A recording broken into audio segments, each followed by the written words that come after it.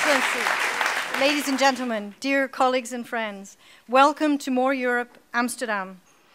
This More Europe event is about engaging cultural entrepreneurs and managers, creative minds, economists, politicians, and journalists in a conversation about current practices and models that foster international cultural relations and envision future pathways for the EU's external relations.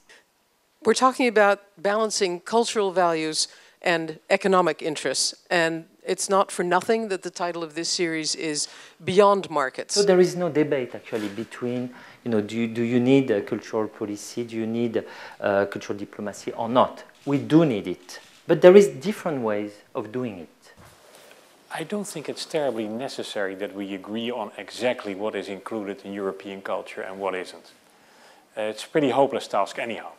What would happen if we would have a budget of, say, €1 billion, which is not a lot on a European budget, that could be dedicated to sending European exhibitions worldwide, that would be explicitly advocated as such, and that would try, however imperfectly, to send at least part of that common cultural legacy and let it be shared by the non-Europeans who I think are interested, intrigued, fascinated and would like to know more. What we're trying to do is, what we should be trying to do, is talk more about contemporary Europe, actually what's happening in Europe, how Europe operates today, because it's that Europe that people are having to engage with in Saudi Arabia or in Indonesia or in China or wherever it may be in the world. It's that Europe that they need to understand better. So are you saying, Andrew, rather hip-hop than Van Gogh? I am, to be honest with you, and I think actually, that would be the approach the British Council would take. Because I would argue that much of this is actually about winning hearts and minds. It's getting people to actually understand what matters to Europe today is not what mattered in many ways. It's not we throw the baby out with the bathwater, but actually it's about the future. Why the hell are we so concerned about having to establish all that? We actually are doing quite well in that context. So to me it's a question, do we actually need all that kind of policy thing? Or is it not just actually suicidal to establish a policy which by definition has to set standards and benchmarks which in a way counter this enormously colorful and diverse cultural landscape we have in Europe? Yes, but to suicide, you have to be alive.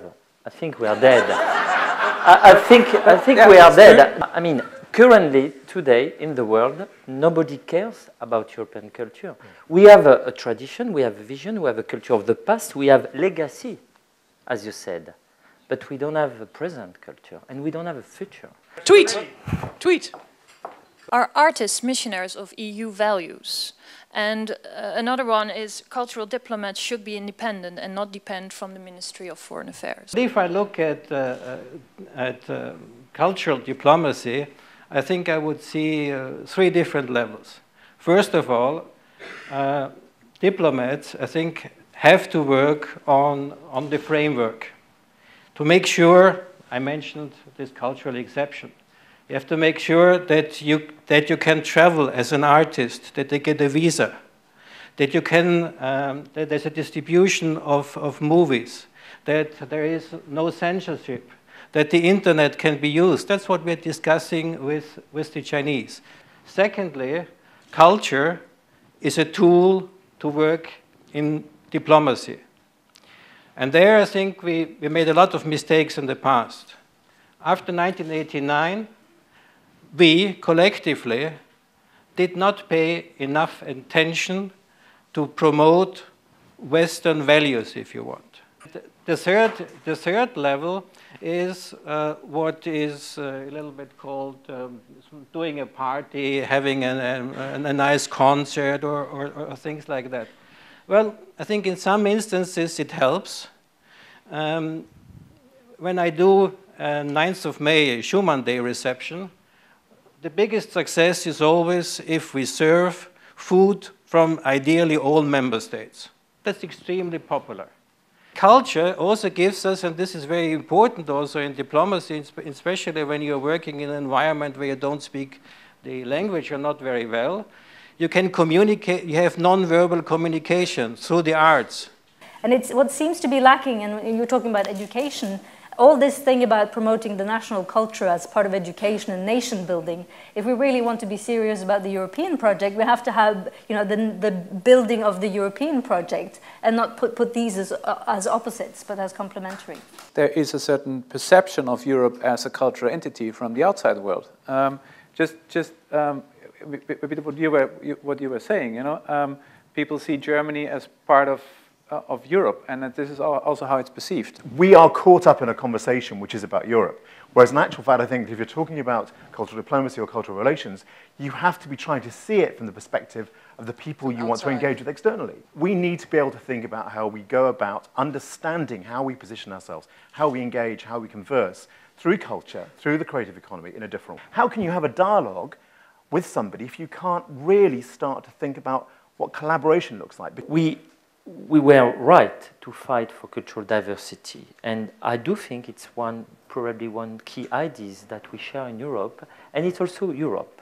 In France, we love cultural diversity, but in the last 5 years, we had a president who only think about cultural national identity.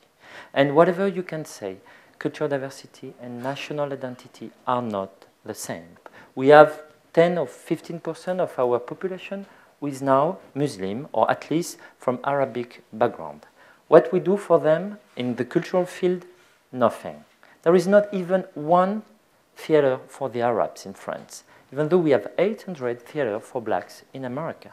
Helping these people to become maybe more French, but also more European, and to have their culture, they will be able also to speak with other people in Europe. And step by step, it's maybe a way also to build Europe if we believe in our real diversity and not just on concept in a national institution.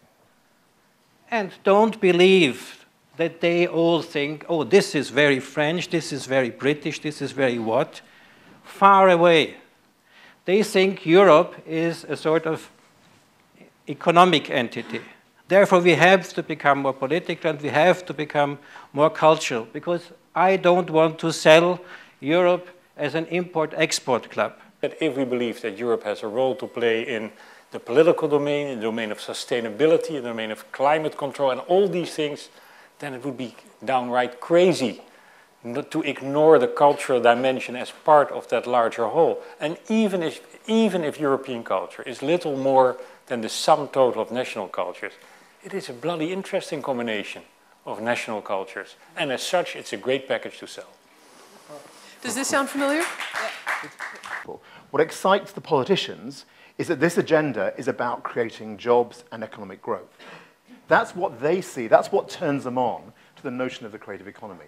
And in the context of cultural relations, in the context of soft power, actually being able to work in that way is where we actually start to be able to deliver for Europe in a different way. And I think that when we start to deliver for Europe in that way, all of a sudden Europe starts to understand itself in a different way as well.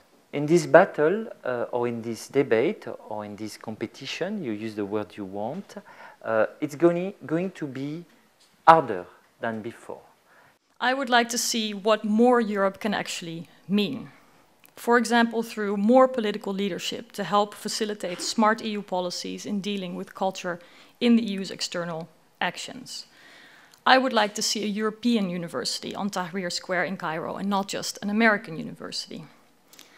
I would like to see more visas for artists and other professionals in the cultural field to come work in Europe. I would like to see more content and heritage uploaded on Europeana, Europe's digital portal for culture and heritage. I would like to see less bureaucracy for small cultural organizations when they are applying for a grant on the European level. I would also like to see less fragmentation of copyrights management in the European Union, and I would like to see less of an emphasis on the economic value of culture. This debate about Europe is probably only taking place in certain circles, but is it actually taking place with young people very much? You know, are they now more connected to the local and the global through, you know, through digital information? What are the values that we'd want to take outside beyond, as you said, an import-export model, essentially, of Europe? And can we identify with them and can we share them? It is a culture which is critical, which is resistant, which is oppositional, which is above all self-critical of the conditions of Europe itself, and that allows NGOs in Egypt, NGOs in Kosovo, NGOs in Palestine, NGOs in China, NGOs in Indonesia, to, in some sense, draw strength from the idea of being different, being oppositional, representing something which is not the mainstream. For me, the best we have to offer is the debate, the constant debate we have in Europe about the European project. Because the uniqueness of this project is that we try, in full respect of diversity, in implementing solidarity, to cooperate and to create a political experiment. And I see the major role of the EU as an enabler in this process on top of what the member states may do, not as an entity which should capture one image, frame it and say, this is European culture. If you have an economic, you have a political, and you have a cultural pillar. Yeah? And societies, it seems to me, are healthy if those three are to some degree in balance. We are way out of balance now. The economic pillar is far too strong for the political pillar and for ideological argument, but also for the cultural pillar. We need to, and the crisis is part of that process, to bring these things back into some kind of balance. I think we're in trouble. I think we're going to end up tiptoeing around the core by discussing the superstructures and the frameworks. And that's what I hear a little bit as the sort of crisis of this discussion, in a way. What is it that these so-called European cultural ambassadors actually represent? What is it that they stand for? The fact that we stay away from the content. And exactly that is the value. The fact that we don't want to determine what the content is in itself, for me, is in itself a value that we are exporting.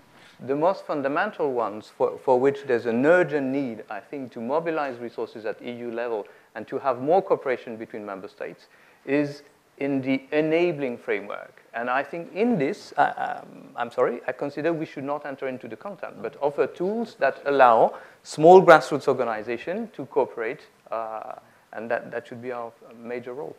Maybe we should concentrate first on having the basics right of where the European Union can do things that the member states are absolutely unable to do on their own, and that there you should prove first your value and then build from that. The culture of shaping Europe is very young, so it does take time.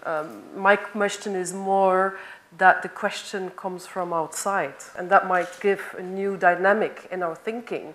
And I think that's what we need to invite, people to, outsiders to actually talk about it, and not Europeans. European values are also connected to universal values, and I think bringing that into a European debate with others is actually very important, going back to humanity and human beings. Thank you very much to all of you. Thank you. Good afternoon.